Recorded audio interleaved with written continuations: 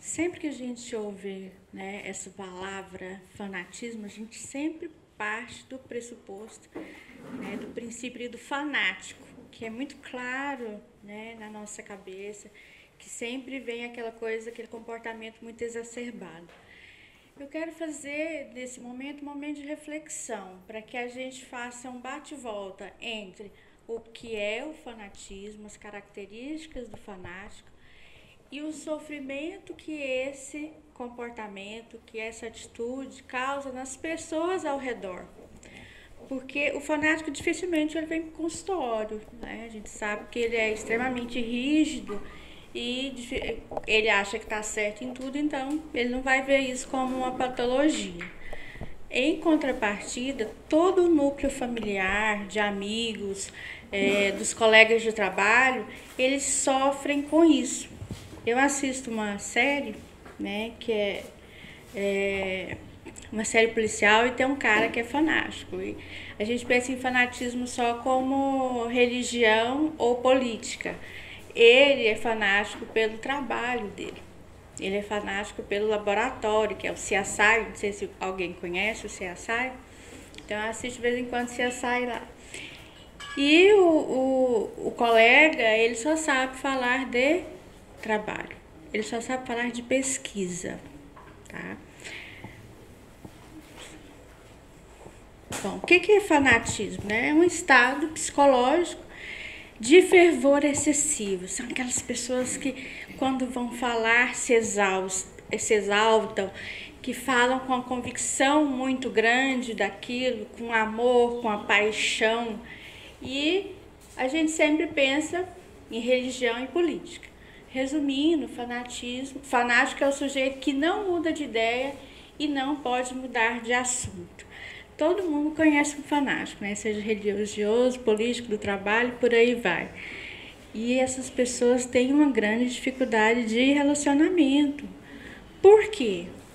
Porque elas se tornam chatas, não é isso mesmo? Eu vejo que o nosso momento hoje, cultural, político, econômico, nós estamos cheios de fanáticos. E o fanatismo faz com que a gente não saiba lidar com as diversidades. Em psicologia, os fanáticos são descritos como indivíduos dotados das seguintes características: agressividade excessiva. Ou seja, eu vou lá, eu acredito tanto naquilo que eu defendo, que eu me torno agressivo. De forma, às vezes, verbal, mas em algumas situações também de forma física. É o que a gente vê aí, né? É índio sendo queimado nas ruas, as pessoas, né, que têm uma afetividade sexual diferente sendo punidas pelo fato de não estarem dentro da caixinha. É o time de futebol, quando tem Goiás e Vila, posso falar Goiás e Vila aqui? Aqui também a gente tem essa questão de que a gente até passa longe, né? Quando o pessoal está indo para o estádio. Ou seja, não há espaço para o outro, para o diferente daquilo que eu acredito. O fanático tem preconceitos variados. Quando consegue se chegar um fanático no consultório, a gente percebe o quanto preconceituoso ele é em diversos aspectos da vida. Especialmente os fanáticos religiosos, que tem muito certo. O fanático, ele é assim, ou é bem, ou é mal, ou é certo, ou é errado. Não existe meio termo. Uma extrema credulidade quanto a um determinado sistema, ou seja, eu acredito que é isso, ponto e acabou. Eu acredito que só funciona do meu jeito ou dessa instituição e o restante tudo está errado. Ódio. Os casos de ódio são sempre, né, divulgados aí pela mídia e o tempo inteiro a gente tem visto isso. Redes sociais, televisão, sempre está ao nosso alcance. Sistema subjetivo de valores, ou seja, é só o que eu acredito, é só o meu valor que tem sentido. Eu não consigo ver o quê? O outro. Eu não consigo perceber a subjetividade do outro. Algum tempo atrás eu acompanhei uma pessoa e ela é uma fanática religiosa. E ela não conseguia ver, né, a comunidade, as pessoas da comunidade que ela estava inserida. Ela não conseguia perceber a dor, o sofrimento. E quantos pacientes eu já recebi no consultório que estavam sofrendo, não pelo fanatismo deles, mas pelo fanatismo que o pai, que a mãe, que a irmã tinha, e a exclusão que isso causa, né, a dor. Quantos filhos não tiveram que sair, às vezes, de uma determinada religião porque não seguia exatamente o protocolo? Quantas pessoas não pensaram em suicídio porque se sentem excluídas da sociedade? Quantos jovens, não só hoje, mas também há um tempo atrás, né, porque eu já sou lá da geração moral e cívica. Somos, né, Maria? Sim, com muito orgulho. Quantos não se sentem excluídos desse sistema? E tudo isso causa o quê? Um problema seríssimo. Porque de um lado o indivíduo tem lá, ele acredita naquilo. Mas ele não pode participar daquilo porque ele tem esse outro comportamento que não cabe naquela situação. Então, é algo que a gente precisa refletir. Intenso individualismo. Eu e eu.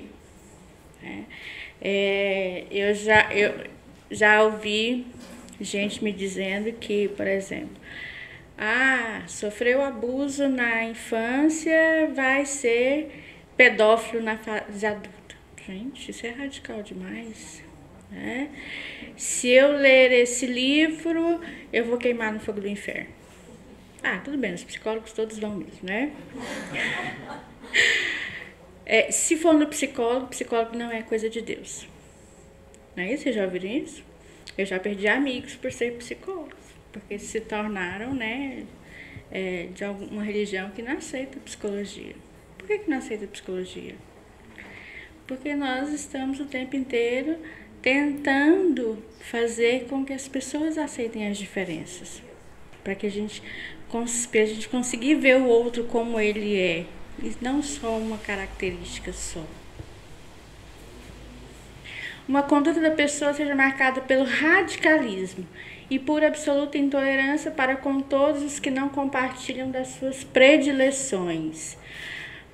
O fanático, ele é extremamente radical e no consultório ele vai bater o pé. Quando você vai questionar ele sobre qualquer coisa, ele vai voltar na mesma fala anterior. Tá, mas na Bíblia está escrito isso. Mas na legislação está escrito isso. Então, ele sempre roda e cai no mesmo lugar. Então, ele não tem a mente aberta para aprender, para ter novas percepções.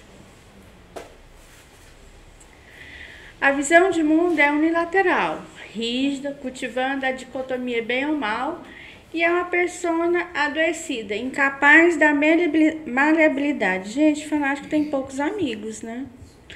Lá, o personagem que eu estou falando do filme, ele é um excelente profissional, mas ele não tem nenhum amigo. Por quê? Porque é só sim ou não, certo ou errado. Não existe o meio termo, não existe a subjetividade.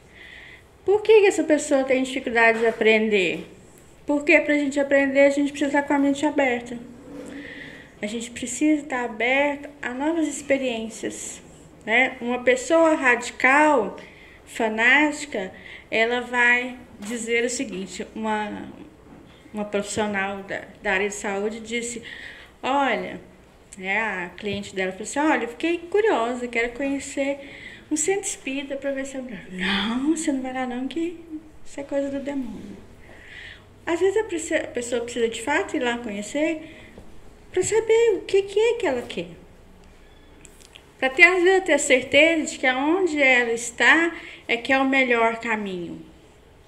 Então, a gente precisa se abrir para isso. Auto-boicote. Ser feliz para quê, né? O fanático, ele faz isso. Ele se boicota o tempo inteiro porque ele não se permite ser feliz. O quanto que é bom. Eu vejo vocês aqui num sábado chuvoso, que dá vontade até de estar lá debaixo da coberta.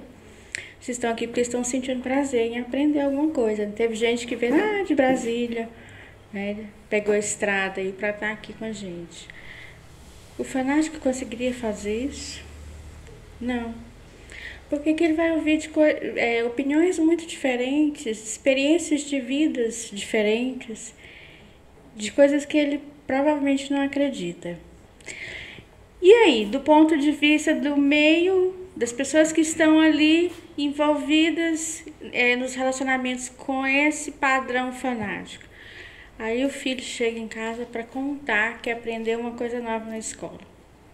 Como que esse pai e essa mãe vai reagir?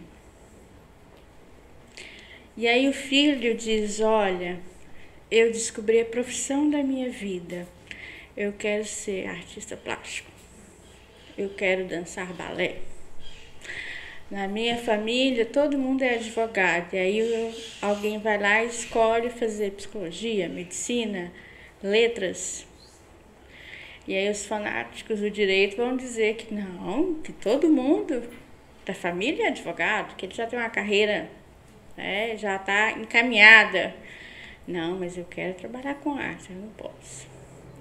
Então, existe uma cadeia de situações ruins que vão acontecendo ao redor das pessoas ali que estão convivendo com esse ser que está com esse transtorno, né, mental, com essa dificuldade. Falta de amor próprio, por quê? Nós estamos aqui para questionar. Nós estamos aqui para falar, olha, eu gosto de tudo aqui nessa situação, menos isso. E isso eu não vou fazer. O fanático pode até não concordar, mas ele faz. Por quê? Porque ele é rígido. Porque para ele é o certo. Dificuldade de socialização. É aquela pessoa chata que só fala da mesma coisa. Se ele for viciado lá, fanático no trabalho, ele vai falar só do trabalho.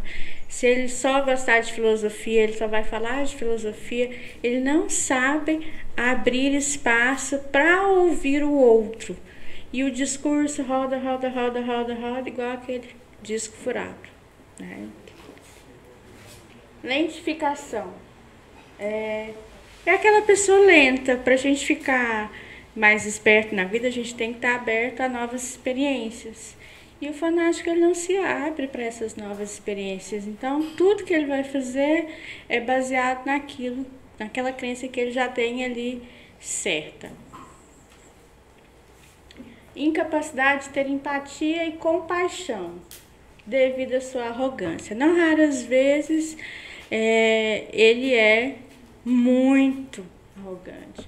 Tem muita presunção, muita agressividade, egoísmo e dificulta o quê? A percepção da realidade. A maioria dos fanáticos, como só olham para o próprio umbigo e ele muito perto deles, não conseguem enxergar o outro. Então, ele vai ter dificuldades de ver a realidade. Tem gente que até questiona a ciência, né? Então, o fanático questiona a ciência. São tristes, rabugentos e sua vida é cheia de rotina e burocracia, no qual o proibido é o foco de sua atenção. A vida familiar de um fanático deve ser um inferno, porque nada lá pode, nada é permitido,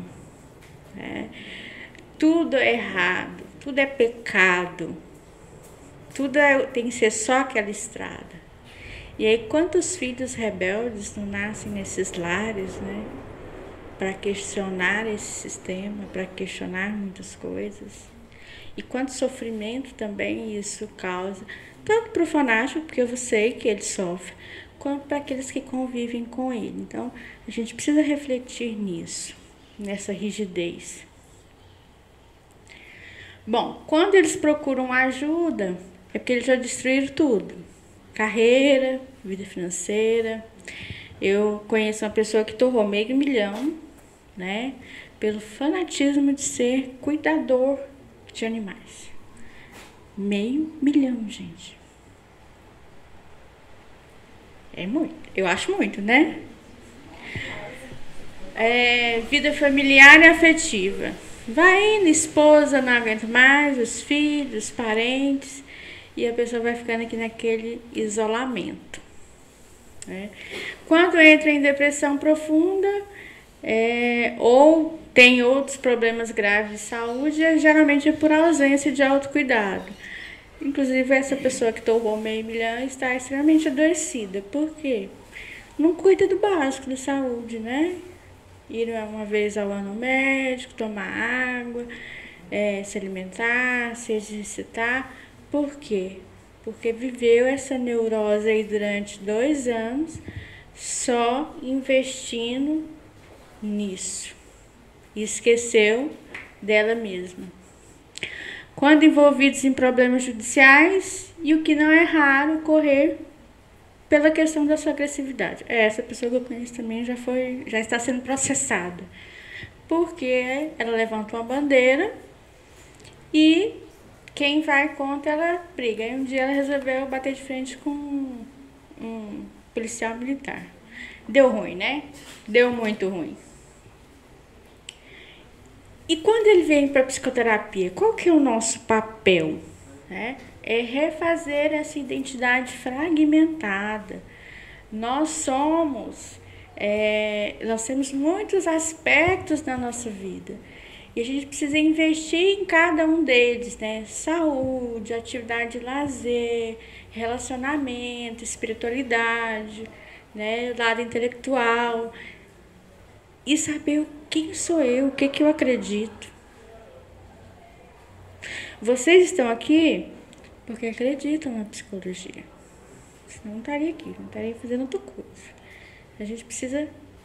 O papel do terapeuta é fazer esse resgate. Eu sou terapeuta, mas eu também gosto de música. Então tá, vai cantar, vai tocar, vai fazer alguma coisa que diga sobre você mesmo. Retornar à percepção da realidade. Isso aqui é um excelente desafio para nós. Porque ele tem uma visão ali só unilateral e a gente precisa fazer com que ele veja o outro. Para que ele veja as pessoas ao seu redor. Para que ele tenha essa percepção da subjetividade. Um fanático no trabalho, deve ser maravilhoso trabalhar com ele, não é? Porque só o certo é o jeito dele fazer. Resgate de seu desenvolvimento espiritual, sua felicidade e sua autorrealização. Ou seja, ele precisa trilhar o caminho da individuação, porque se ele não fizer isso, ele vai ficar o quê? Estacionado aí. Em alguns casos, trabalhar em conjunto com a psiquiatria. Às vezes a pessoa é tão rígida que vai gerando aí tantos outros sintomas de ansiedade, de depressão, que é preciso um acompanhamento psiquiátrico. Pode. E era isso a minha contribuição. Se alguém tiver alguma pergunta.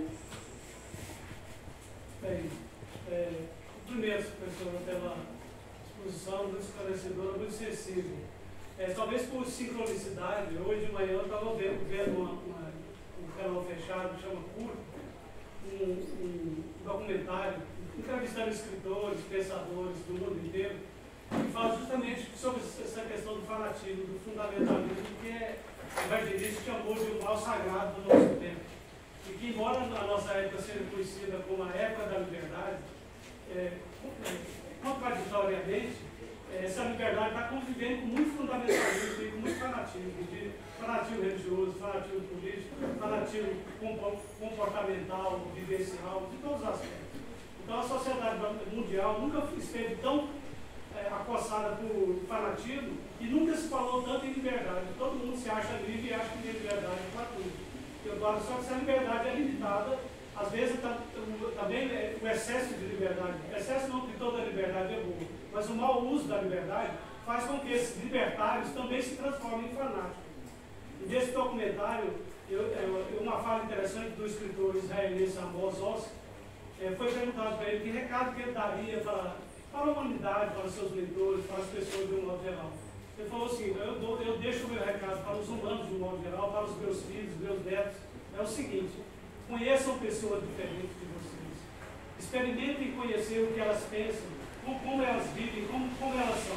Não para torná-las como vocês são, mas para conhecer a diferença, porque a vida é feita do convívio entre as diferenças.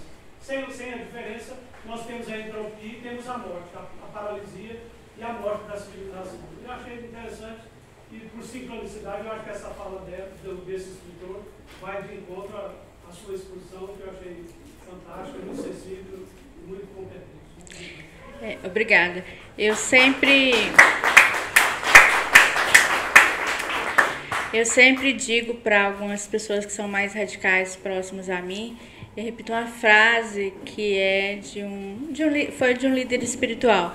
Ele disse que eu dou o direito de todos serem como acham que devam ser, e a mim mesmo como eu devo ser. Ou seja, eu vejo que essa frase faz uma cobrança com relação à minha postura diante do mundo, sem ser tão taxativo quanto as outras pessoas ao meu redor.